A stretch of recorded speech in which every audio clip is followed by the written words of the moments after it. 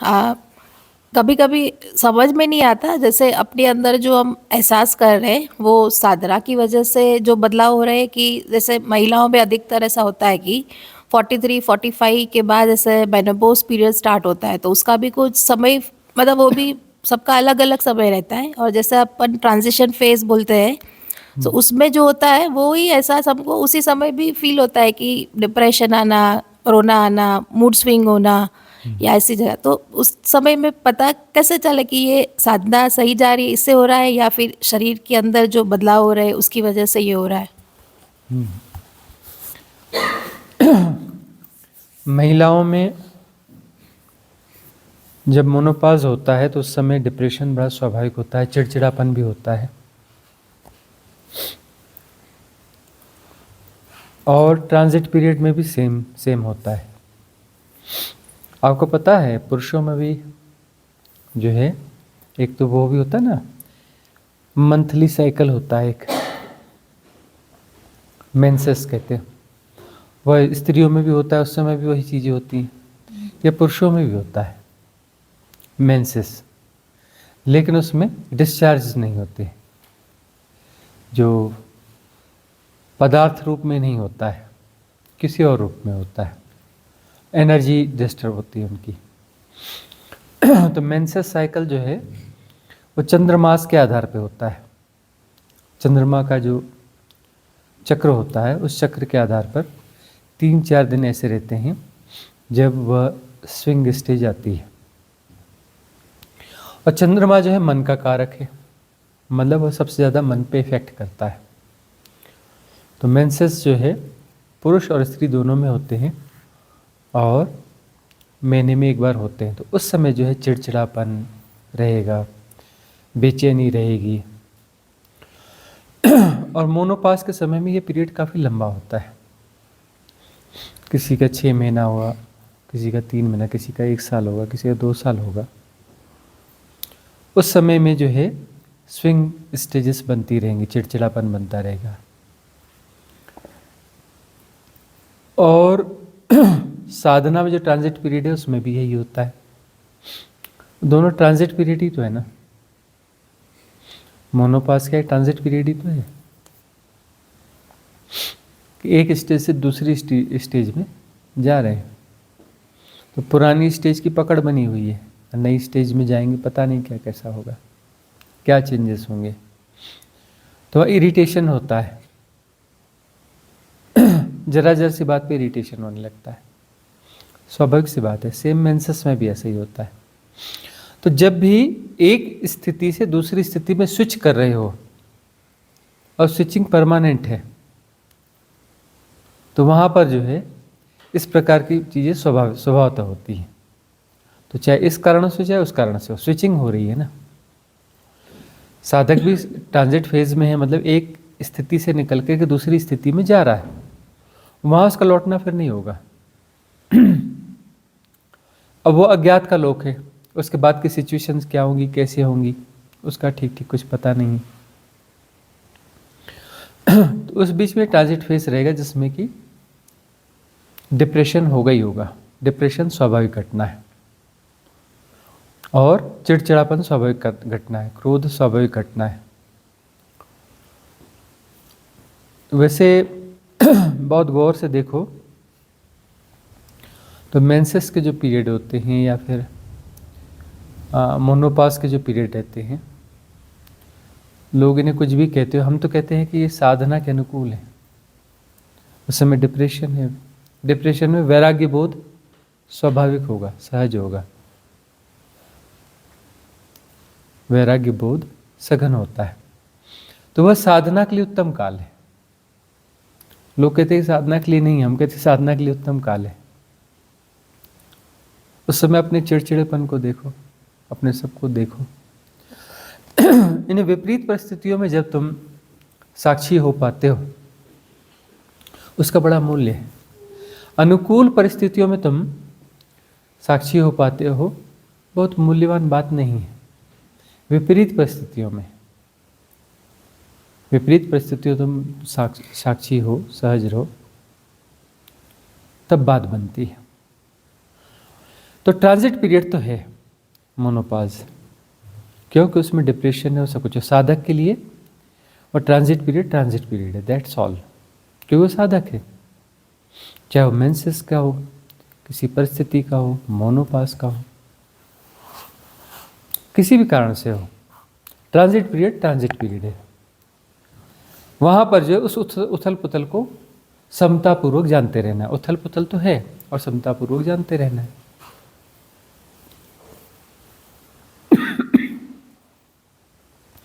समता पुष्ट रहनी चाहिए। सारी लर्निंग इस बात की है कि समता पुष्ट हो विपरीत परिस्थितियों में भी। समत्व मुक्ति है, समत्व मुक्ति है। हिलडुल रहे हो, अप एंड डाउन से, वह मुक्ति नहीं है, समत्व में मुक्ति है। और विपरीत परिस्थितियों में समत्व होगा, इसका अर्थ यह है कि जो विपरीत परिस्थितियां हैं वो बाहर हैं और समत्व भीतर है। अनुकूल परिस्थितियां भी बाहर हैं, समत्व भीतर है। लेकिन अनुकूल परिस्थितियों में तुम बहुत ज़्यादा जुड़े हुए होते हो। अनुकूल परिस्थितियों में तुम बिल्कुल अटैच रहते हो, एसोसिएट रहते हो।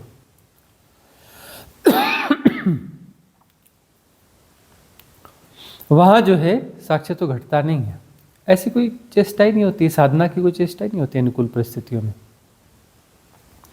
तो साधक जो है, साधक है तो प्रतिकूल परिस्थितियों में आसानी से डिटैच हो सकता है। वह जानता है कि परिस्थितियां बाह्य हैं, समत्व भीतर, भीतर होना है। जहाँ समत्व घट रहा है वह हमारा होना है, और जहाँ परिस्थितियां हैं वह हमारा होना नहीं है।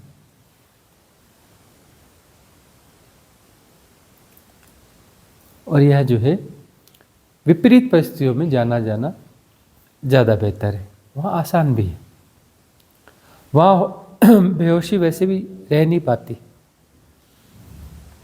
अनुकूल परिस्थितियों में नींद होती है, अनुकूल परिस्थितियों में नींद होती है, सुखद सपने होते हैं। विपरीत परिस्थितियों में जागरण होता है। विपरीत परिस्थितियां इसलिए लेसन के लिए उत्तम मानी जाती हैं। विपरीत परिस्थितियों को तुम चुनते हो, इसलिए तुम मनुष्य होते हो।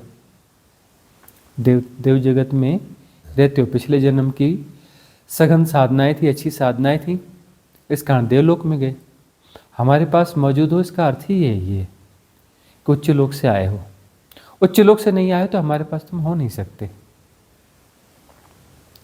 उन अनुकूल परिस्थितियों को तुम छोड़ करके तुम चुनाव करते हो कि विपरीत परिस्थितियों को चुनना है, और मनुष्य योनि में जन्म ले रहे हो। और विपरीत परिस्थितियों में सधना है, क्योंकि वह सधना जो है ठीक ठीक सधना होगा। विपरीत परिस्थितियों में सधना है, और विपरीत परिस्थितियों में जो सध गया वो पक्का सध गया। समत्व में स्थापित होना, समता पुष्ट होगी तो तुम समत्व में प्रतिष्ठापित हो जाओगे, और वही तुम्हारा होना है।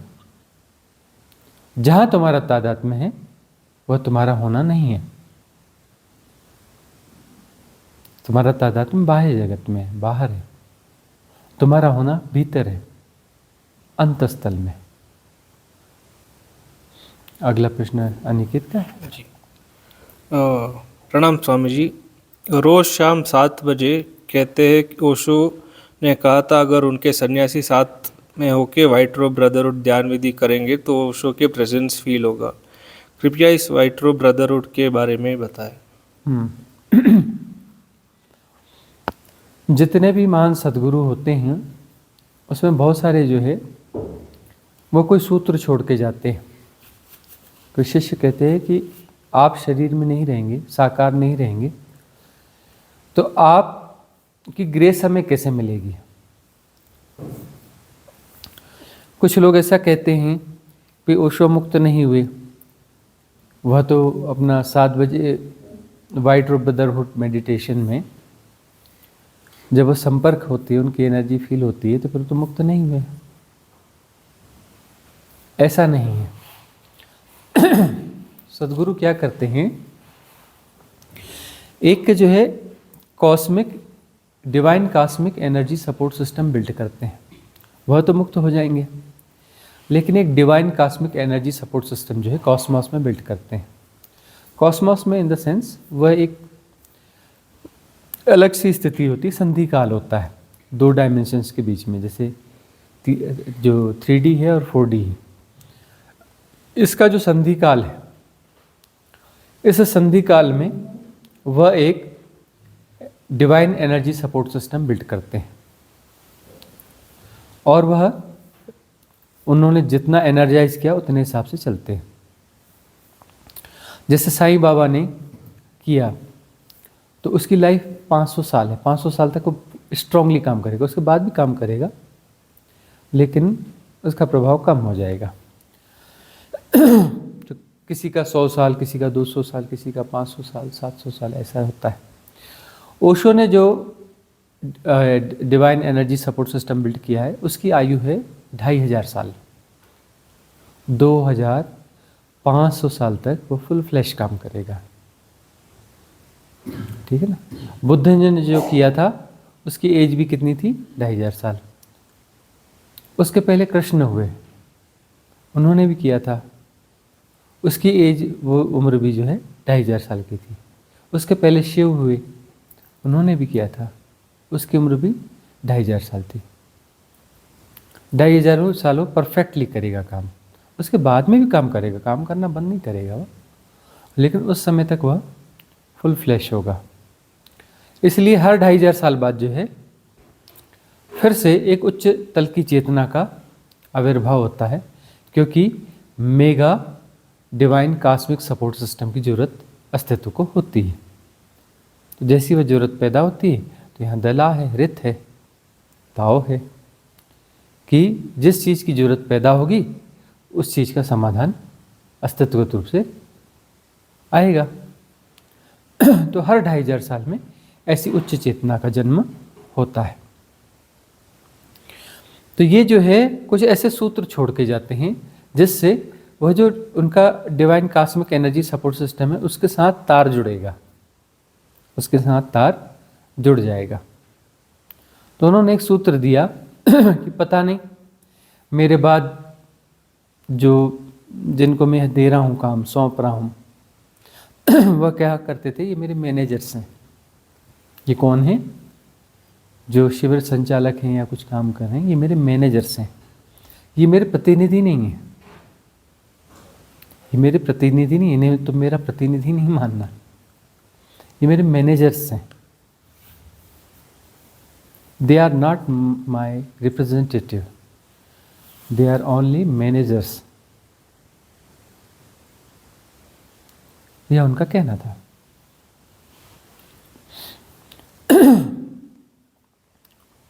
तो उन्होंने ये चेतावनी दी थी कि इनको इनसे उनके साथ उलझ मत जाना। ये मेरी देशना को देंगे तो इनसे मेरी देशना नहीं लेना। मेरी देशना तो सीधी सीधी उपलब्ध है मेरे ऑडियो के रूप में, मेरे बुक्स के रूप में, उसमें संशोधन करना मना है, एडिटिंग मना है। यदि उन्होंने कोई गलत उच्चारण कर लिया या कुछ बोला है और जैसा है, या प्रोनाउंसिएशन में कुछ व्याकरण की थोड़ी त्रुटि होगी तो वैसा ही लिखा जाएगा, उसको करेक्ट नहीं किया जाएगा। यह उन्होंने व्यवस्था दी थी। क्यों? क्योंकि उंगली पकड़ने पर गर्दन पकड़ ली जाती है। बहुत सारे शास्त्र जो है बिगाड़ दिए गए, करप्ट कर दिए गए। उसमें बाद वर्ग के लोगों ने संशोधन किया। किन्ने ऋषियों ने लिखे उपनिषद, देखिए ऋषियों के माध्यम से उतरे, और उसको करेक्शन किसने किया? ऑर्डिनरी पंडितों ने, एकदम ऑर्डिनरी पंडितों ने, जो संस्कृत के आचार्य जरूर होंगे लेकिन वो तो बुद्ध पुरुष तो थे नहीं, ऑर्डिनरी मैन थे। तो ऑर्डिनरी मैन्स ने, जो संस्कृत के आचार्य थे लेकिन ऑर्डिनरी मैन थे, एकदम ऑर्डिनरी, उन ऑर्डिनरी मैन्स ने जो है शास्त्रों में हेर फेर कर दिया।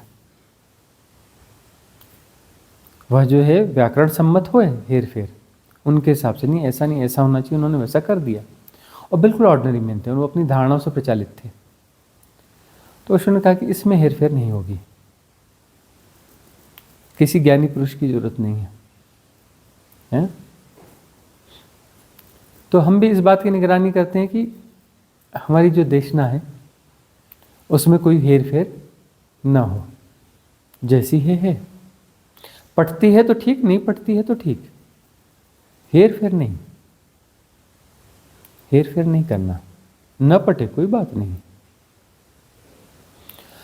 तो वो जो है divine cosmic energy support system build करते हैं और कोई सूत्र देके जाते हैं कि इससे तुम अटैच हो सकते हो।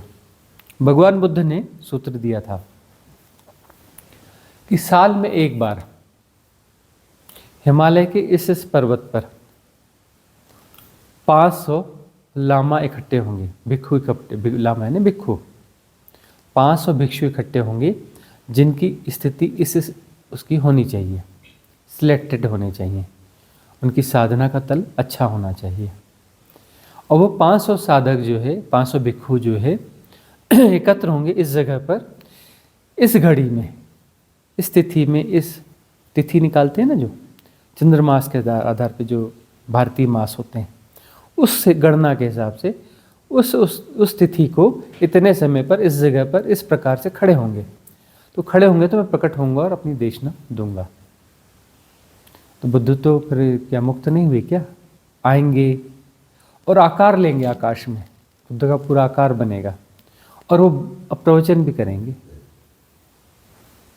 इसका मतलब क्या मुक्त नहीं हुए? वह एक सिस्टम क्रिएट करते हैं, वो सिस्टम, एनर्जी सिस्टम जो है काम करता है। 500 लोग इकट्ठे होंगे, उन 500 लोगों की जो एनर्जी और भावदशा और उनका वो सब कुछ होगा कि हम इसलिए आए, उन्हीं की एनर्जी उठेगी और वो एनर्जी आकार लेगी। उसके किससे अलाइन होगी? वह अलाइन होगी divine cosmic energy support system से, उससे अलाइन होकर के वह आकार लेगी, उससे अलाइन होकर के वह आकार लेगी और आकार लेकर के जो है फिर इन्हीं की वही एनर्जी मिल करके जो है, क्योंकि वह divine cosmic energy support system को ये जो नीचे वाली एनर्जी है इसकी भी जरूरत पड़ेगी, तब वो जो भाषा और ध्वनि इस जगत की 3D की जो है वो प्रकट होगी।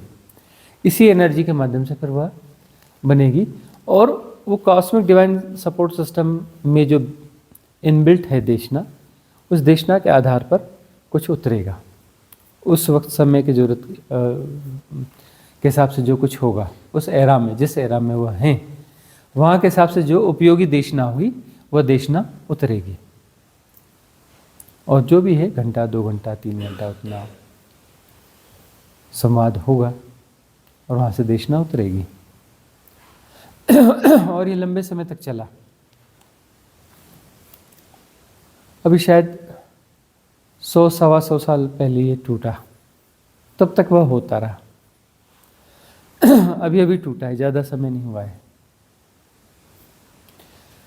तो ऐसे ही ओशो ने वाइट रोब ब्रदरहुड, उन्होंने कहा कि संध्या को स्नान करके सफ़ेद कपड़े पहन करके मेरे स्मरण में जो रहेगा उसको मेरी प्रेजेंस और मेरी एनर्जी फील होगी। तो मेरी एनर्जी का मतलब उस divine cosmic energy support system की एनर्जी फील होगी, क्योंकि कोई ज़रूरी तो नहीं है कि सबको सदगुरु मिले, वो तो देह में रहे नहीं।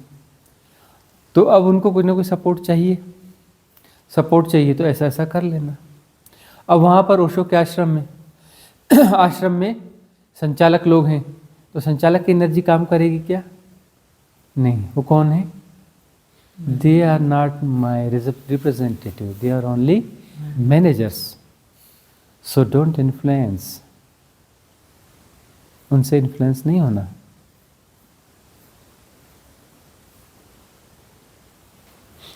तो जो है उस सूत्र के सहारे कुछ एनर्जी मिलती रहेगी। हालांकि वो इसमें कुछ विधि भी है। अब वो रिचुअल की तरह हो गई, रिचुअल की तरह कोई उसे करता है तो वह अलाइन नहीं हो पाता है, अलाइन होने में दिक्कत होती है।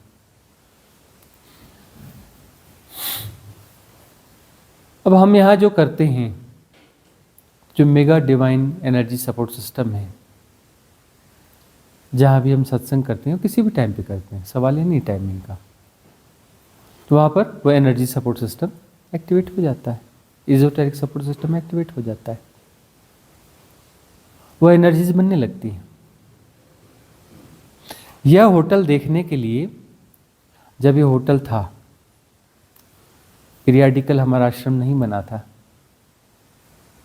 कोई आया होता तो उनने देख के कहा होता, स्वामी जी ये वाला होटल बिल्कुल नहीं लेना, लेने लायक नहीं है। लेकिन हमने लिया। और आप लोग क्या कह रहे हो भैया, ये बहुत अच्छा होटल है, कह रहे हो ना, बहुत अच्छा लग रहा है ना, जबकि यह ओल्ड प्रॉपर्टी है। ओल्ड प्रॉपर्टी है, बहुत छोटी मोटी बहुत सारी इसमें त्रुटियां होंगी ना, लेकिन अच्छा लग रहा है ना। क्यों? क्योंकि वो सारी एनर्जी सपोर्ट सिस्टम यहाँ पे काम करने चालू कर चुके हैं, एनर्जी बदल जाती है।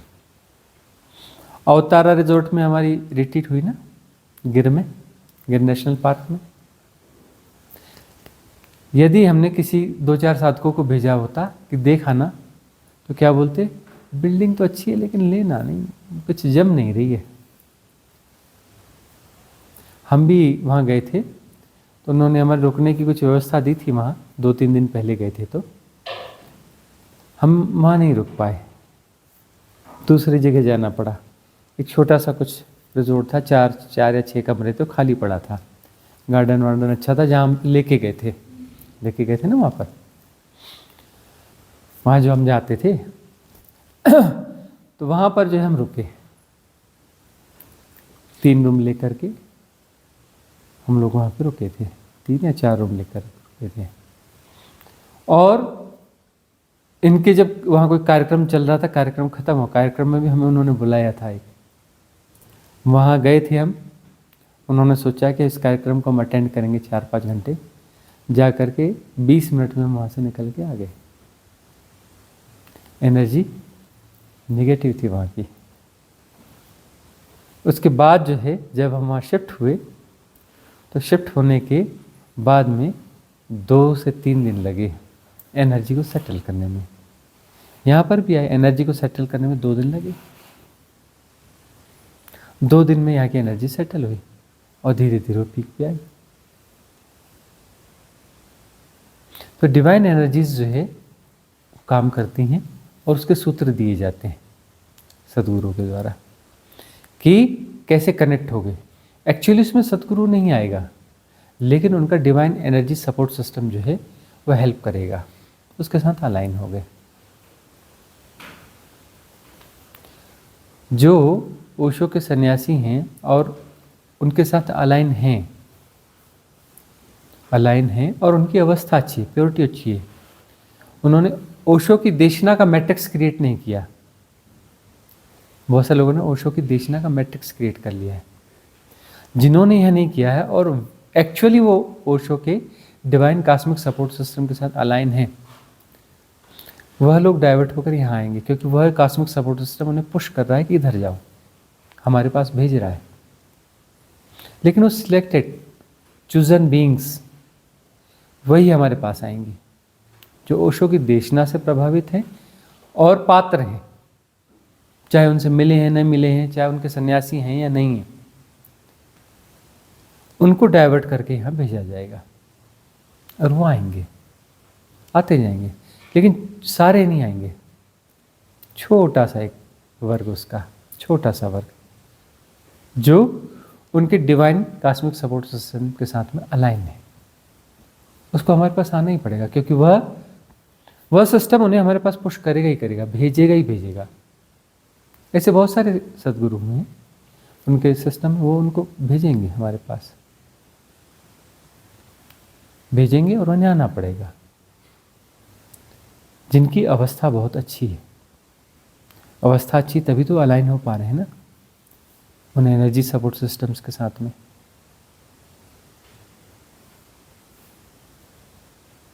और कोई प्रश्न है इससे जुड़ा? गुरु और शिष्य के संबंध में शिष्य हमेशा अटेंशन क्यों सीख करता है गुरु का ज़्यादा? अटेंशन क्या, उसको अटेंशन ज़्यादा मांगता है गुरु से, या अटेंशन चाहिए रहता है? जैसे एक बच्चा माँ का अटेंशन हमेशा मांगता रहता है। स्वाभाविक है, क्योंकि शिष्य जो है वह संशय को जी रहा है। शिष्य तो यदि घट रहा है उसका सचमुच में,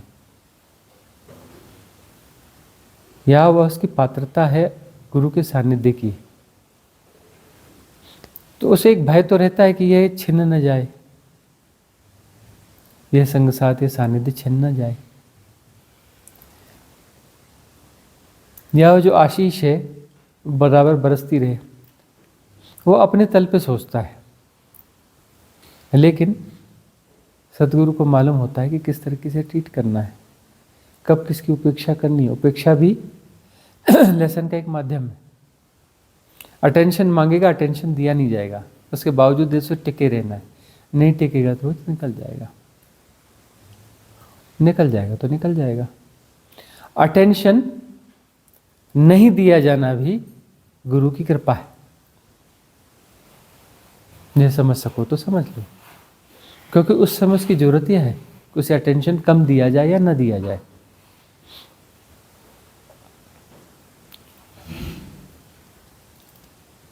बहुत सारी ऐसी परंपराएं नहीं हैं, गहन साधना की परंपराएं नहीं हैं। जब शिष्य आता रहा है उसमें से बड़ी मुश्किल से, एक्चुअली शिष्य तो घटता है, उस समय शिष्य नहीं होता, वो साधक होता है। कोई साधक आता है और उसे कुछ उसमें से कुछ लोगों को स्वीकार किया जाता है। स्वीकार किया जाता है इन द सेंस ऐसा नहीं कि गुरु के पास बैठेगा, कुछ गुरु के सानिध्य में बैठेगा, बस उस आश्रम में, उस संघ में उसे जगह मिलती है। जगह मिलती रही और जगह मिलने के बाद में अटेंशन तो बहुत दूर की बात, उसे निर्देश मिलते रहे कि गुरुजी यहाँ रहते हैं, यहाँ रहते हैं, यहाँ रहते हैं, इस समय में यहाँ नहीं जाना, गुरुजी के सामने जाना ही नहीं, पैर तुम छू नहीं सकते, गुरुजी गुजर रहे हो तुम वहाँ खड़े नहीं हो सकते, तुम्हें बिल्कुल किनारे हट जाना चाहिए, सामने पढ़ना ही नहीं, गुरुजी के सामने पढ़ना ही नहीं, छूना तो बहुत दूर की बात है, पैर पड़ना बहुत दूर की बात है। और यह काम दिया जाता है तुम्हें, यह अपना काम ईमानदारी से करना है। काम में जरा भी 19-20 हुआ तो तुमको बाहर कर देंगे। और वह स्थिति को जीता है, कहीं दूर से, पीछे से, कहीं दूर से गुरु वो देख लेता है, बहुत दूर से देखता है, ज़्यादा देर देख भी नहीं सकता, उसके अपने दायित्व है, अपने उन दायित्वों को पूरा करना है। पास में तो जा नहीं सकता, उनकी देशना सुन नहीं सकता, उनकी वाणी नहीं सुन सकता, और ऐसे उसको बहुत समय बिताना है, जो महीनों सालों भी हो सकते हैं, 10-10 साल भी हो सकता है। 10 साल में वह गुरु को सामने से ऐसे देख भी नहीं सकता, बस अनुमान करता रहता है कि गुरु जी ऐसे दिखते होंगे, ऐसे होते होंगे, अनुमान करेगा, ठीक से तो देखा नहीं, पास से तो देखा नहीं। और कुछ साल के बाद कभी अचानक जो है उसे गुरु की आवाज़ आएगी, अरे फलाने इधर आ, तू कौन है? जी मैं फलाना हूँ। कब आया था? इतने साल पहले। अच्छा अच्छा अच्छा, ठीक है, कल से सत्संग में आ जाना। 10 साल 12 साल बाद उनको जो है उसको सानिध्य की, सत्संग की परमिशन मिलेगी। और वह परीक्षा होती थी। अभी की स्थिति में ऐसा लगता है ना कि बड़ा आसान है कितना आसान है।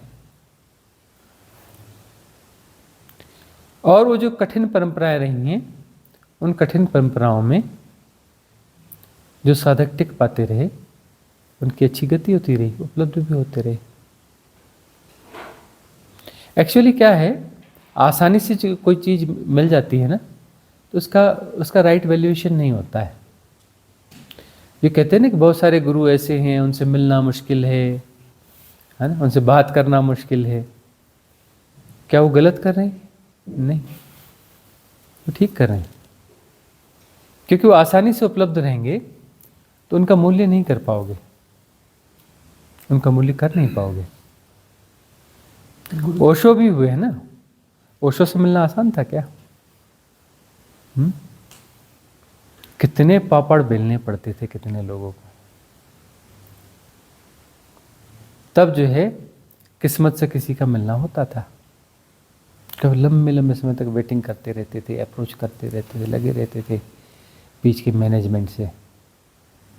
तब बोलते थे हाँ फलाने समय आना, उस समय उनके कक्ष में कुछ लोग इकट्ठा रहेंगे, तुम पीछे जाके बैठ जाना।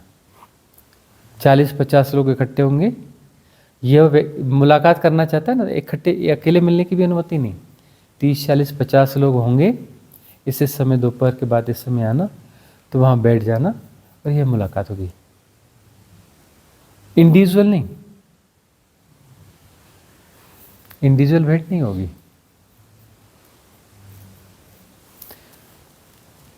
तो यह सही सिस्टम है, कोई गलत सिस्टम नहीं है। गुरु को जो है आसानी से उपलब्ध नहीं होना चाहिए, क्योंकि साधक जो है उसका वैल्यूएशन राइट नहीं कर पाएगा, और बहुत सारे किंतु परंतु उसके मन में आएंगे। जितने गुरु दूर से मिलेगा, मुश्किल से मिलेगा, उतनी वैल्यू कर पाएगा,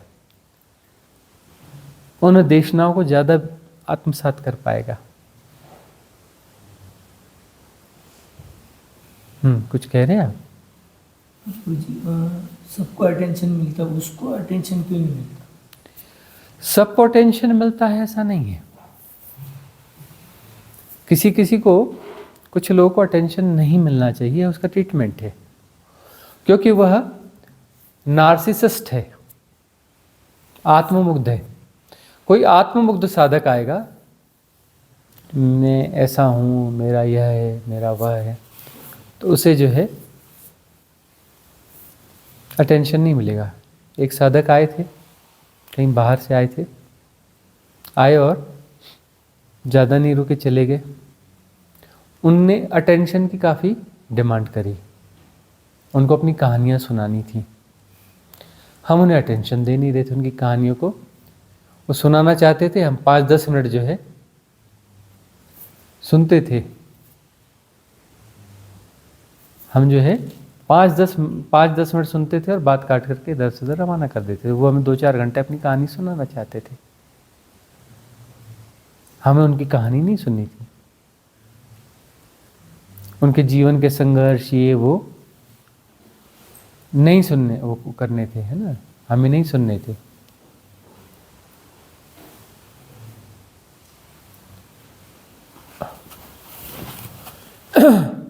तो ऐसा होता है कि उनका इलाज क्या है? उपेक्षा। जो नार्सिसिज्म को जी रहा है, जो आत्ममुग्धता में ग्रस्त है, ऐसे साधक की उपेक्षा। और दिखता है कि इसकी आत्ममुग्धता खत्म नहीं होगी, तो हम उपेक्षा इस स्तर तक करेंगे उसकी कि वह निकल जाए यहाँ से, और इस स्तर तक भी हम उसकी उपेक्षा करेंगे कि वह जो है दोबारा लौट के ना आए, क्योंकि उसको नार्सिसिज्म में जीना है। जो आत्ममुग्धता में जी रहा है, उसकी साधना का तल बहुत नीचा होगा, उसकी साधना का तल बहुत नीचा होगा।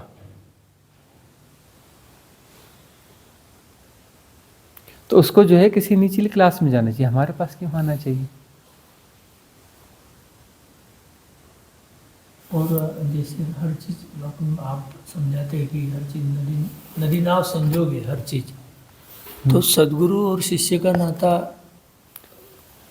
वह इतना आसान नहीं है। यही एक संबंध है जो नदी नाव संयोग नहीं है। इसमें जो है पात्रता का विकास होता है, तब अस्तित्वगत व्यवस्था मिलती है कि वहाँ मौजूद रहोगे, वहाँ जाओगे, और पात्रता ठीक ठीक होगी तो टिकोगे, नहीं तो टिकोगे भी नहीं। टिकना भी आसान काम नहीं है। किसी आचार्य के सम्मुख टिकना आसान काम नहीं है, आसान काम नहीं टिक पाना। लोग आएंगे जाएंगे, लिमिटेड टिकेंगे, सारे नहीं टिक सकते, है ना। पहली बात, पात्रता कुछ थोड़ी बहुत ठीक ठाक है तो अवसर मिलेगा कि सानिध्य में आ जाओ, और सानिध्य में आकर के टिक पाओ तो ये तुम्हारी परीक्षा है। उसके बाद यदि टिक गए तो बात बनेगी, नहीं टिके तो फिर भटकन चालू रहेगी। भटकन के बाद में उसी श्रेणी का कोई गुरु, सदगुरु मिलेगा या नहीं मिलेगा, इसकी कोई गारंटी नहीं है। मिलेगा लेकिन एक कालक्षेप होगा। हो सकता है 2 जन्म बाद मिले, 4 जन्म बाद मिले, 8 जन्म बाद मिले। तो फिर इसका मतलब ये हुआ कि सदगुरु ही शिष्य को चुनता है, वह तो ऐसा ही है। शिष्य नहीं चुन सकता। पात्रता चुनना का क्या अर्थ होता है कि तुम्हारी पात्रता यदि वैसी है तो तुम्हें अस्तित्व अवसर देगा, और इसे चुनना कहते हैं। अस्तित्व ने अवसर दिया मतलब सदगुरु ने अवसर दिया, क्योंकि सदगुरु और अस्तित्व क्या दो हैं क्या? एक ही है। तो अस्तित्व ने अवसर दिया या सदगुरु ने अवसर दिया? अस्तित्व तो कहीं दिखता है नहीं, ऐसे कोई अलग से कुछ तो है नहीं, माध्यम से इसलिए कहा क्या जाएगा कि सदगुरु चुनता है। क्या कहा जाएगा? सदगुरु माध्यम। लेकिन होता क्या है? अस्तित्व चुनता है, क्योंकि अस्तित्व और सदगुरु एक ही है। अस्तित्वगत रूप से पात्रता के आधार पर अवसर दिया जाता है, अवसर दिया जाता है सानिध्य का। उस सानिध्य में फिर तुम अपनी परीक्षा पास कर गए तो तुम वहाँ टिकोगे, नहीं कर पाए तो निकल जाओगे। छोटी छोटी बातों पर निकल जाते हैं लोग, व्यर्थ की बातों में। कुछ लोग को खाने पीने की कोई छोटी मोटी समस्या हो गई, वहाँ ऐसा है और उस कारण निकल गए। सदगुरु को छोड़ दिया, खाने पीने की वहाँ व्यवस्था नहीं थी, रिट्रीट में कुछ 19-20 लगी उनके हिसाब से।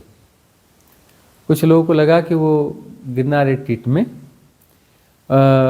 गुरु जी को जो है नींबू पानी अलग से पिला देते, और हम लोगों को जो है नींबू पानी नहीं पिलाया जाता है ना। अब उन्हें नींबू पानी पीना है तो किचन में जाके खुद बना के पीना, तुम्हें कौन पिलाएगा? वहाँ कोई सर्वेंट बैठे हैं? यहाँ तो सर्वेंट कोई होता ही नहीं है। हाँ, सब यहाँ व्यवस्थापक कौन है? जो पार्टिसिपेंट है वही व्यवस्थापक है। हम तो व्यवस्थापक है ही नहीं। आके ऊपरी तौर पर हल्का फुल्का कुछ बोल देते, बात खत्म। व्यवस्था तो सब इन्होंने ही करनी है। अब यहाँ पर वहाँ पर ही बात हुई, यहाँ पर भी हम तो अलग से कुछ मांगते नहीं। अब हमें कोई गरम रोटी लाके दे रहा है, उसमें हमारा कोई कसूर है क्या? भाई हमने कोई स्पेशल सर्वेंट कोई लगाया है क्या? कोई सर्वेंट यहाँ पे है? कोई साधक है ना, कोई साधिका है ना, और उसका अपना प्रेम है। उसका प्रेम है, उसको लगता है कि नहीं मैंने गरम रोटी देनी है इन्हें। अब वो जो है गरम रोटी उसने आपको नहीं दी, हमें दी। आपको क्यों नहीं दी? अपने अंदर झांको ना कि आप में वो क्वालिटी क्यों नहीं कि आपको उसने नहीं दी, है ना। और या फिर आप खुद क्यों नहीं करते एक्सरसाइज? भी आपको लगता है कि गरम रोटी तो रहती है, रोटियां तो गरम ही मिलती है ना यहाँ पर, कि ठंडी रोटियां मिलती हैं? गरम रोटी मिलती है ना। तो अब एक एक रोटी गरम निकाल के दे दी हमें किसी ने, शादी का। हमने तो नहीं मांगा ना, लेकिन हमें दे दी गई।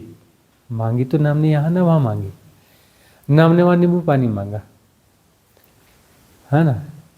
अब वहाँ जो है किसी ने कुछ व्यवस्था करी, किसी साधिका ने, और जो है वो खुद अरेंज करती थी, नारियल पानी बुलवाती थी, और हमें जो है जैसे हम नीचे उतरते थे तो अटैक करके खड़ी हो जाती थी कि यहाँ बैठ जाओ बाहर कुर्सी पे, फिर नारियल पानी पियो, उसके बाद सत्संग हाल में जाना, नहीं तो नहीं जाना। क्यों? क्योंकि वहाँ हम थोड़े से, और वो थोड़ा रूम दूर था, हम आते ही नहीं थे। फ्रूट सलाद भी, फ्रूट भी खा लो तो हम फ्रूट खाने भी नहीं आते थे। और रूम में यदि कुछ भेज दिया तो वहीं पड़ा रहेगा, कभी उसे हाथ लगाते ही नहीं। रूम में, हमारे रूम में यदि कोई मिठाई या फल पड़े हैं तो वो पड़े ही रहेंगे, बाद में उन्हें फेंकना पड़ेगा। तो जो है होता यह है कि हम कोशिश करते कि उसे नीचे कहीं दे आए, क्योंकि वो रखे रखे वहाँ खराब हो जाएंगे। फूल फल पड़े रहे, हम तो खाने वाले हैं नहीं। और वहाँ वो अपना ऐसा था कि फ्रूट सलाद से भी बचने की कोशिश करते थे कि न खाएं, क्योंकि सुबह हमें नहीं खाना होता, हमें अच्छा लगता है न खाना, पानी पियो बस, दैट्स ऑल। तो अब उनको लगा, ऐसा भाव लगा, तो क्या हुआ, वो नारियल पानी जो है वो रख करके हमें बाहर पिलाती थी। अब वो बाहर क्यों पिलाती थी? बोले और किसी को ऑब्जेक्शन न हो।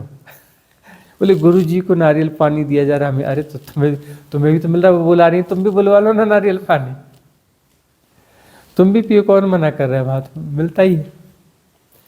तो ये जो इस तल को जी रहा है, इस गुणा भाग को जी रहा है और बड़े भाव से आते वक्त इतने कमेंट्स करना यूट्यूब पर पॉजिटिव, इतनी बातें करना, ये करना, वो करना, वो करना। इस बात पे हवा निकल गई कि गुरुजी को नींबू पानी मिला और हमें नींबू पानी नहीं मिला, और इस कारण जो रेजोनेंस टूट गया। बोले ये क्या संभाव है, ये क्या फलाना है, ये क्या संभाव है। तो जो इस बात पे अटका है तो वो क्या वह सुपात्र है? क्या वह सुपात्र है?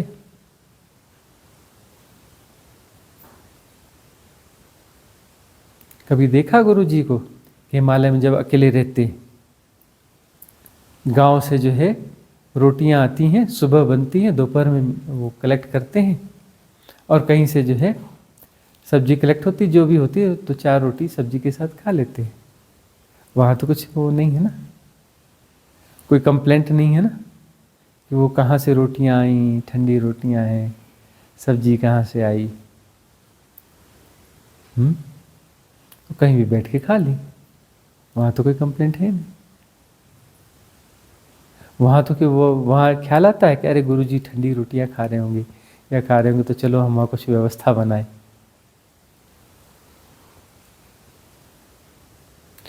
मतलब इन छोटी छोटी चीज़ों से सवाल यह नहीं है, छोटी छोटी चीज़ों में जो उलझा हुआ व्यक्ति है तो क्या सुपात्र है? सुपात्रता कहाँ पर है? इसलिए पुराने जो गुरुकुल हैं उसमें बहुत टफ सिचुएशंस दी जाती नहीं, टफ टास्क दिए जाते रहे। उसके बावजूद उनका रेजोनेंस बना रहता है कि नहीं रहता है? यदि रेजोनेंस ऐसे छोटे छोटे कारणों से टूटता होगा तो रेजोनेंस नहीं है, भ्रांति है कुछ, वह जो है भ्रांति। रेजोनेंस यदि प्रॉपर है तो वह यह जानेगा कि गुरु की उपेक्षा जो है कृपा है। यह क्या है? कृपा है। गुरु यदि उपेक्षा कर रहे हैं तो कृपा कर रहे हैं, मुझे उपेक्षा ही मेरा इलाज होगा। उस उपेक्षा को वह अनफोल्ड करने की कोशिश करेगा, मेरी उपेक्षा क्यों की जा रही है। हमारे पास जो भी आत्ममुग्धता से ग्रस्त व्यक्ति आएगा, नार्सिसिस्ट होगा, उसे उपेक्षा मिलेगी। हम खतरनाक तरीके से उपेक्षा करते हैं उसकी, ऐसी उपेक्षा करते हैं कि दिल में चुभ जाए। व्यंग भी करते हैं, उसकी हंसी भी उड़ाते हैं, चुभ जाए दिल में, शायद उससे जाग जाए। क्योंकि आत्ममुग्धता से कोई ग्रस्त है साधक, उसकी मुक्ति असंभव।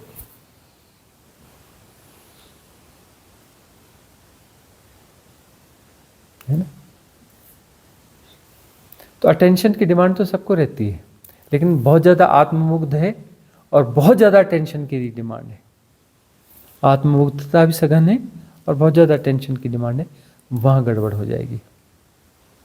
नॉर्मल अटेंशन तो हर शिष्य चाहता है, और उसके पात्रता के हिसाब से जब जरूरत होती है तो वह अटेंशन उसे मिलती रहती है।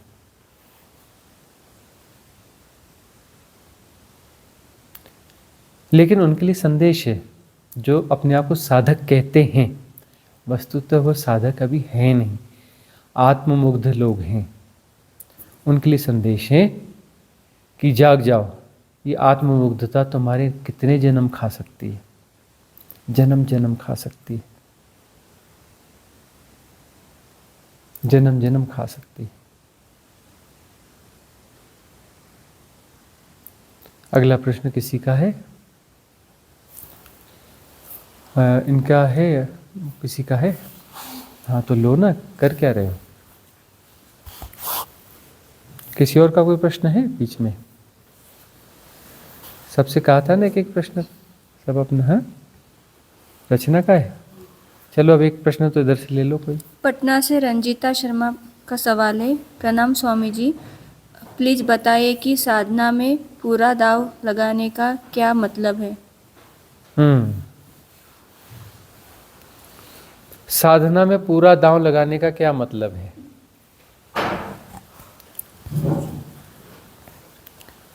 वही जो बात हुई ना, जिनको साधना में दांव लगाने आए और नींबू पानी दिखता है तो उसका दांव कितना होता है? मतलब जो है, आए थे हरि भजन को, औटन लगे कपास, इधर उधर उलझते हैं। इधर उधर यदि उलझते हो, अपने जीवन में व्यर्थ की उलझने पैदा करते हो, मतलब दांव पूरा नहीं खेल रहे हो। और दांव पूरा नहीं खेल रहे हो तो क्या कर रहे हो? अपनी मुक्ति को टाल रहे हो। मुक्ति कब घटित होती है? जब दांव पूरा होता है। आधे अधूरे में बात कभी नहीं बनती। साधना, आधी अधूरी साधना कभी भी मुक्तिदायी नहीं होती, कदापि नहीं, हो नहीं सकती। साधना मुक्तिदायी तभी होगी जब पूरा दांव खेलोगे। आधा समर्पण हो सकता है, 99% समर्पण हो सकता है, 100% होगा या नहीं होगा। दांव जब तक पूरा नहीं होगा, साधना फलित नहीं हो सकती। यह बात तो ख्याल रखना पड़ेगा। टॉप प्रायोरिटी होनी चाहिए साधना, एकदम टॉप प्रायोरिटी। और बाकी प्रायोरिटीज को सेकंड टॉप हो गई ऐसे नहीं। बाकी तो जो ऐसी चीज़ है कि हुई तो ठीक, नहीं हुई तो ठीक, जाए बाढ़ में, नहीं हुई तो नहीं हुई, हुई तो कोई बात नहीं। प्रायोरिटी तो होनी नहीं चाहिए उसके बाद में। प्रायोरिटी एक ही होनी चाहिए, तो टॉप में ही रहेगी क्या? साधना, सम्यक साधना, जो मुक्तिदायी साधना। तो टॉप प्रायोरिटी साधना होगी, मतलब तुम अपने आप को दांव लगा सकते हो, तुम अपने आप को दांव लगा सकते हो। और अपने आप को पूरा दांव लगाओगे तो मुक्ति होगी। मतलब तुम अपने आप का पूरा दांव लगाओगे तो तुम नहीं रहोगे, तुम मिट जाओगे। तभी तुम मिटोगे ना। तुम मिटोगे कैसे? नहीं किंतु परंतु, नहीं वो ठीक नहीं था, नहीं वो चीज़ मुझे नहीं पसंद आती, नहीं इसमें यह गलत होता है।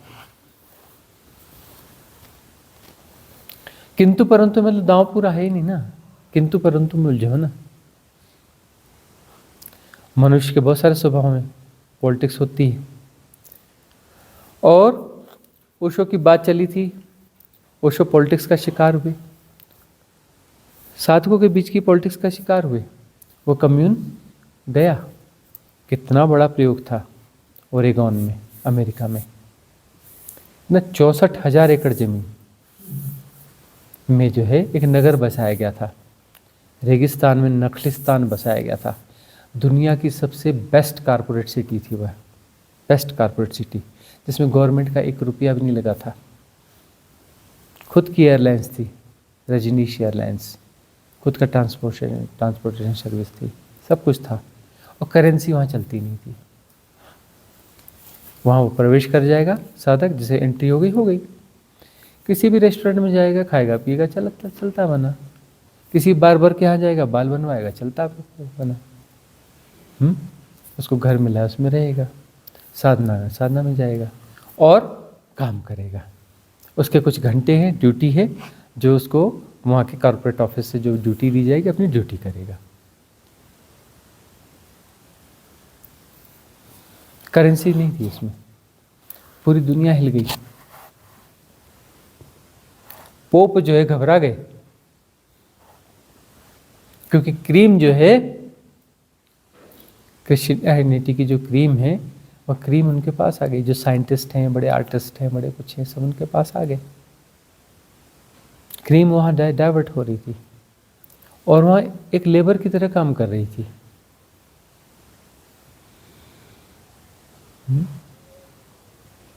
इतना महान प्रयोग जो है भेंट चढ़ गया।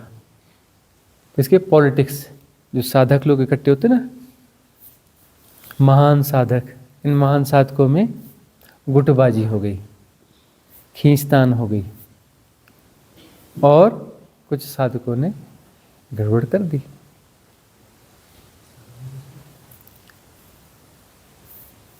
है ना? तो पॉलिटिक्स जो है मनुष्य का स्वभाव है। और हम जानबूझकर जो है कुछ ऐसी सिचुएशंस क्रिएट करते हैं कि उसमें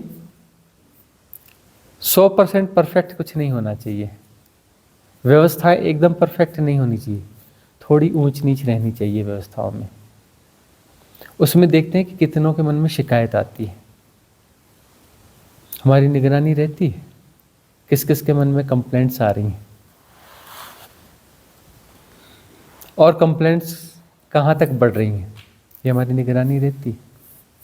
उससे पता चलता है कि साधक कितने गहरे पानी में है। जो कंप्लेंट्स से भरा हुआ साधक है उसकी क्वालिटी का पता चलता है कि कितने गहरे पानी में है।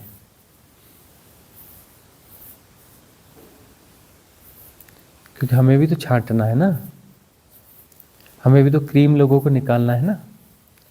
क्रीम लोगों को निकाल करके सिद्धा कुटुंबकम में ले जाना है। जो आने वाला कम्यून है क्रीम को निकाल के ले जाएंगे ना, सबको थोड़े ना ले जाएंगे, सबको ले जाएंगे ताकि ओरेगान जैसा हाल हो जाए। हैं वहाँ वो पॉलिटिक्स करे, पॉलिटिक्स करना है तो ये होटल वाली रिट्रीट में कर लो, ज़्यादा से ज़्यादा क्या करेगा, होटल वाला रिट्रीट जो है तो ख़त्म ही हो जाएगा, है ना। होटल तो छोड़ ही देने का है ना। तो राइट रेजोनेंस कहां पर है? राइट रेजोनेंस, और राइट रेजोनेंस से क्या होता है? शिष्यत्व घटता है। शिष्य भी जन्म लेता है, गुरु भी जन्म लेता है, दोनों एक साथ जन्म लेते हैं। महान घटना होती है, पूरा अस्तित्व उसको सेलिब्रेट करता है, पूरा अस्तित्व उसको सेलिब्रेट करता है। तो यदि दांव पूरा होगा तो समर्पण घटेगा, समर्पण घटेगा, शिष्यत्व घटेगा, शिष्यत्व घटेगा तो वहाँ पर गुरुत्व भी घटेगा। गुरु और शिष्य एक साथ जन्म लेते हैं और पूरा अस्तित्व सेलिब्रेट करेगा।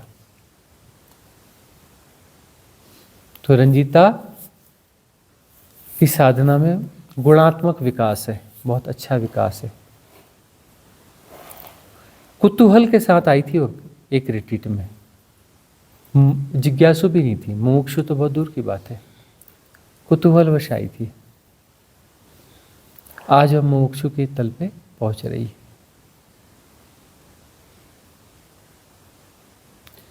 अब वह दांव खेलने की तैयारी में आ चुकी है, दांव खेल सकती है।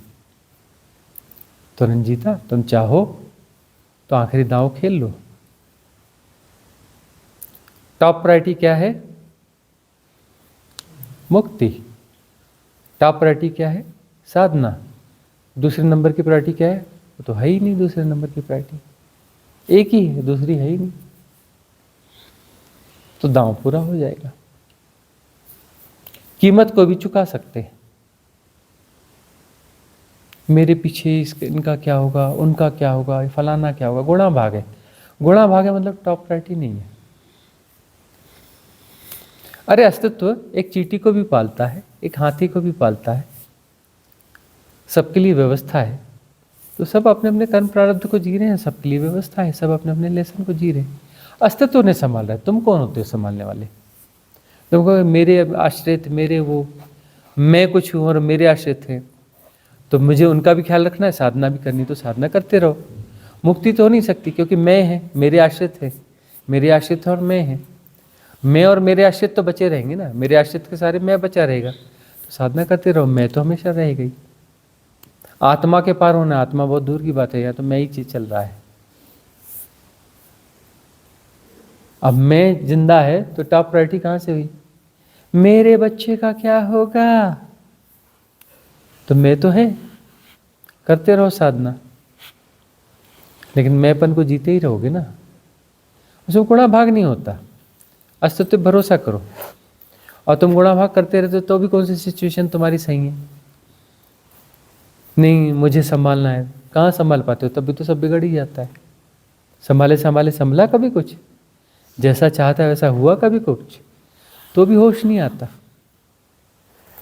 तो भी होश नहीं आता कि मेरे अनुकूल परिस्थितियां चाहने पर भी नहीं होती, मेरे अनुकूल परिस्थितियां चाहने पर भी नहीं होती, तो भी होश नहीं आता कि अस्तित्व इस व्यवस्था में चलता है। वह जो चाहता है अस्तित्व, द लॉ, उसके तहत जैसा होना है वैसा ही होता है। तुम्हारे चाहने से कुछ नहीं होता। तो दांव पूरा खेलो। उसमें यदि तुम्हारी इस काया की कोई भूमिका होगी किसी के प्रति, तो बाद में भी चलती रहेगी अस्तित्वगत व्यवस्था के तहत में तुम्हारी भूमिका चलती रहेगी। राजा जनक की भूमिका चलती रही, चलती रही कि नहीं चलती रही? चलती रही ना। कृष्ण की भूमिका चलती रही कि नहीं चलती रही? रुक्मणी हुई, बच्चे हुए, और रानियां थी, सब था, चलती रही ना। रुक्मणी को त्याग दिया था क्या? तो जो घटेगा सो घटेगा। कृष्ण का ऐसा घटा, बुद्ध का ऐसा घटा, किसी का कैसा घटा, किसी का कैसा घटा, उसका घोड़ा भाग क्या करना है? संभालने वाला अस्तित्व है, संभालने वाला कोई मैं नहीं है। यदि मैं संभालने वाला है तो मैं बना रहेगा। संभालते रहो, बताओ संभाल के। एक आध मैं को खड़ा करो जिसने कहो कि मैंने बराबर संभाला जी आखिर तक। है कोई एक आध मैं? पकड़ के ले आना किसी मैं को जो कहे कि परिस्थितियों को मैंने हमेशा अपने अनुकूल बनाए रखा। हमेशा हो सकता है? असंभव है ना। रचना के पास पहुंचा है। हाँ, प्रणाम गुरुजी। मैं पूछ रही थी गुरुजी, जैसे मैं अपने प्रश्न को एक एग्जाम्पल के तौर पर रखना चाहूँगी कि मान लीजिए कि परम मुक्ति के लिए मुझे 100 सीढ़ी चढ़नी है और मैंने एज ए साधक 10 सीढ़ी चढ़ ली और तब तक मेरी साधना कंटिन्यूस थी और उसके बाद कोई ऐसी परिस्थिति आई कि 3 महीने, मान लीजिए 3-4 महीने मैं नहीं कर पाई, तो उसके बाद जब मैं साधना शुरू करूँगी तो मुझे उसी 10वीं सीढ़ी से शुरू करनी पड़ेगी या फ्रॉम स्टेप 1 करनी पड़ेगी? साधना कोई ऐसी चीज नहीं है जो कभी की जाती है और कभी नहीं की जाती है। साधना में कंसिस्टेंसी चाहिए। इंटेंस मेथड जो है कभी किसी कारणवश न हो पाई, लेकिन सहज साधना तो होनी चाहिए ना। चलते हुए होश, खाते हुए होश, पीते हुए नोश, विचारों के प्रति जागरण, यह तो कंटिन्यू होना चाहिए ना। इंटेंस मेथड में कभी किसी कारणवश से दिन 2-4 दिन ना बैठ पाए कि नहीं, वो 3-4 महीने का गैप हो गया। 3-4 महीने का गैप हो गया मतलब तुम्हारी टॉप प्रायोरिटी वो है ही, टॉप प्रायोरिटी है ही नहीं, तो जो उस सातत्य से कुछ चीज़ बनी थी वो उसका पतन तो हो ही जाएगा। कोई ऐसी चीज़ थोड़ी ना है कि जिसको अपना इतना पास कर लिया, सर्टिफिकेट को लेकर के फिर आगे चले गए। सब फ्लक्चुएट है सब कुछ, क्योंकि तुम फिर जो 3 महीने साधना में नहीं रहोगे, उन 3 महीनों में तुम अपना पतन करते रहोगे। सीढ़ियाँ चढ़े थे ना, अब सीढ़ियाँ उतर रहे हो। अब 10 सीढ़ियाँ तुमने चढ़ी, 3 महीने साधना में नहीं थे तो उसमें सीढ़ियाँ कितनी सीढ़ियाँ उतरी? 7 उतर गए तो 3 बची, 8 उतर गए तो 2 बची, 10 की 10 उतर गए तो वहीं खड़े हो गए, है ना। जब साधना में नहीं हो तब सीढ़ियाँ उतर रहे हो, साधना में मतलब सीढ़ियाँ चढ़ रहे हो, साधना में नहीं हो तो सीढ़ियाँ उतर भी तो रहे हो ना। 11वां नंबर कहाँ से आएगा? कितनी सीढ़ी उतर गए, वो माइनस होगी कि नहीं होगी? माइनस होगी ना। साधना में नहीं हो तो तुम सीढ़ियां उतरते हो, वापस उतरते हो, याद रखना, ठीक है ना। एक आध प्रश्न कोई और लेना है? पुणे से वर्षा कदम का सवाल है। स्वामी जी, जीवन के इस खेल को देखना हो रहा है, खेल में खेलने से डर लगता है, कहीं वापस उसमें खो न जाऊं।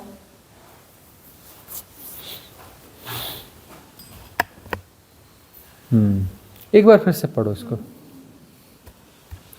स्वामी जी, जीवन के इस खेल को देखना हो रहा है, खेल में खेलने से डर लगता है, कहीं वापस उसमें खो न जाऊं।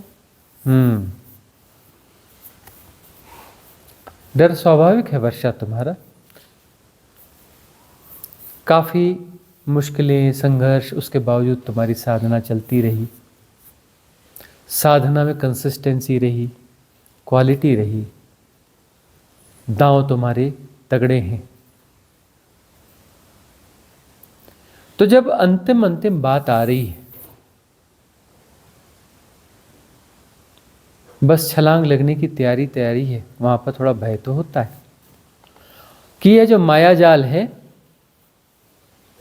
दोबारा उलझा ना दे, कहीं पतित न कर दे। ट्रांजिट पीरियड के लास्ट छोर पर खड़ी हो तुम, तो स्वाभाविक है भय का बनना भी, क्योंकि मंजिल बस हाथ हाथ आ रही है, बात बन रही है, बनने ही वाली है। कहीं ऐसा ना हो यहां से पतन हो जाए, योग भ्रष्ट ना हो जाए। उस स्टेज पर हो तो ये स्वाभाविक है। लेकिन तुम्हारे साथ ऐसा होगा नहीं। तुम्हें माया अब झांसा नहीं दे सकती। तुम स्थितियों को क्रॉस करके आ गई हो कि वहां से तुम्हारा कोई पतन हो सकता है। चिंता नहीं करना।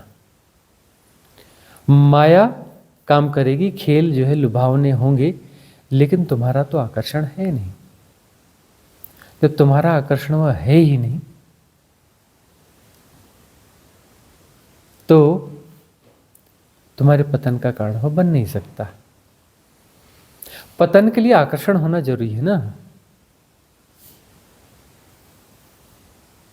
तो वर्षा के लिए तो कोई आकर्षण है नहीं, न धन, न पद, न वासना, आकर्षण तो है ही नहीं। न परिवार के किसी सदस्य के प्रति माया मोह, कुछ तो है ही नहीं। कुछ छोटी मोटी चीजें रेखाएं हैं, कुछ थिन रेखाएं हैं जो मिटने के करीब करीब है। आज मिटी की कल मिटी, बस कुछ दिनों की बात है। बात तो बनने के करीब है और तुम्हें घबराने की जरूरत नहीं है वर्षा। अगला कोई प्रश्न है? कम्युनिटी से कम्युनिटी से हाँ ले लो। अस्मिता जी का प्रश्न है, चरण स्पर्श गुरुजी, मेरा प्रश्न है कि मुक्ति के बाद की उच्च परिस्थिति यूनिवर्स में मर्ज होना है, तो उसका स्थान क्या होगा? उसका स्थान क्या होगा? अच्छा, उसका स्थान क्या होगा?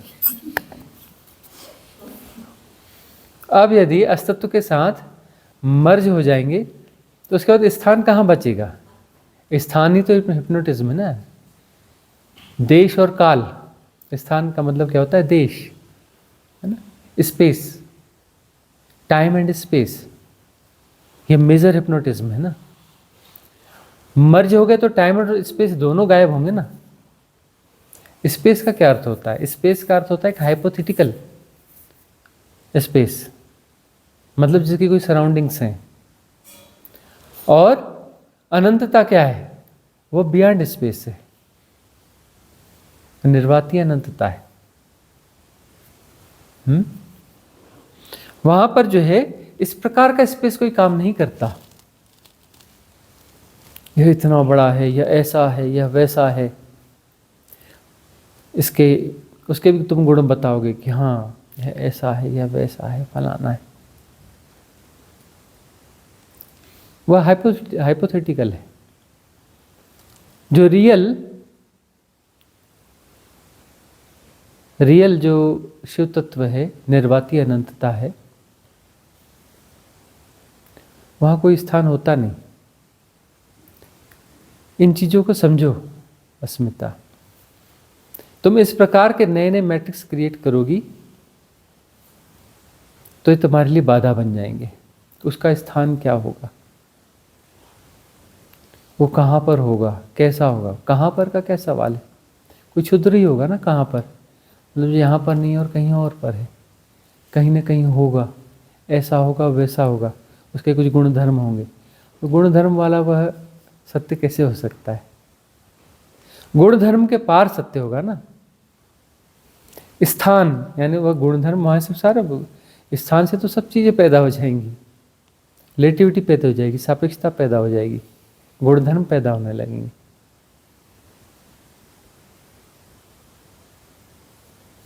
तो इस प्रकार के हिप्नोटिज्म क्रिएट मत करो, जागो। साधना में सिर्फ जो है कहाँ तुम मर्ज हो रहे हो, कहाँ समा रहे हो, इसकी चिंता करो। मर्जिंग की चिंता करो, पीछे से कोई बचे ही ना। इस प्रकार के गुणाभाग बैकडोर ओपन करते हैं।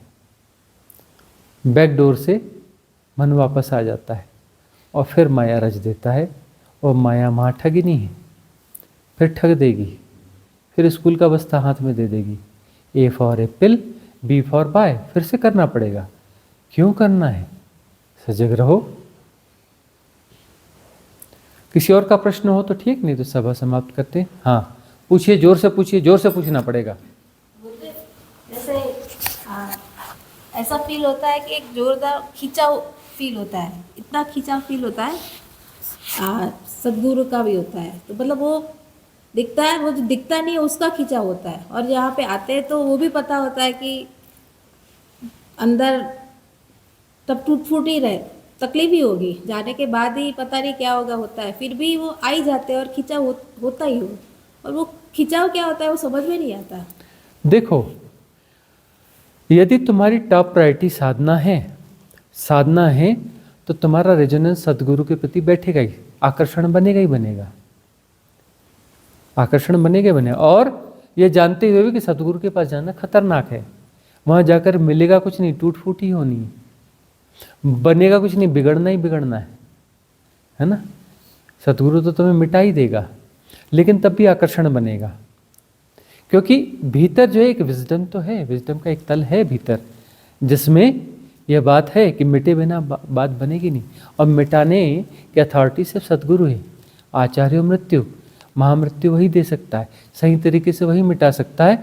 यह तुम्हारे भीतर किसी कोने में यह विजडम तो है, इसलिए वह आकर्षण बनती है, इसलिए वह आकर्षण बनती है। और ऐसा होता है, कॉन्फ्लिक्ट भी होंगे, कहीं कुछ ऐसा हिस्सा भी होता है कि अरे रहने देते हैं, नहीं जाते हैं, फिर आकर्षण भी बनता है, नहीं जाना ही पड़ेगा, जाना ही पड़ेगा, जाए बगैर बात नहीं बनती। यदि सचमुच में मोक्षु हो तो अपने सदगुरु के सानिध्य में तुम्हें बार बार आना पड़ेगा, आना पड़ेगा। तब तक आना पड़ेगा जब तक तुम पूरी तरह से मिट न जाओ। उसके बाद भी आओगे, ग्रेटिट्यूड करने के लिए आओगे, उसके बाद आओगे तो ग्रेटिट्यूड करने के लिए आओगे, अपनी धन्यता को, धन्यवाद भाव को प्रकट करने के लिए आओगे।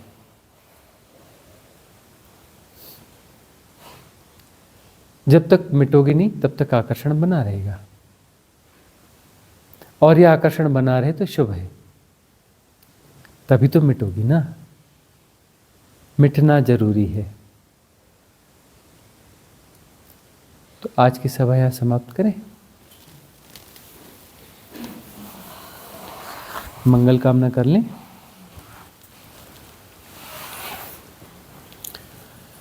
भवतु सब मंगलम,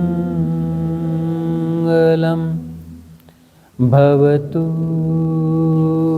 सब मंगलम, भवतु सब मंगलम। सबका मंगल हो, सबका कल्याण हो, सबका मंगल हो, सबका कल्याण हो, सबका मंगल हो, सबका कल्याण हो। सर्वे भवन्तु सुखिनः, सर्वे सन्तु निरामयाः, सर्वे भद्राणि पश्यन्तु, मा कश्चित् दुख भाग भवेत्। ओम शांति शांति शांति।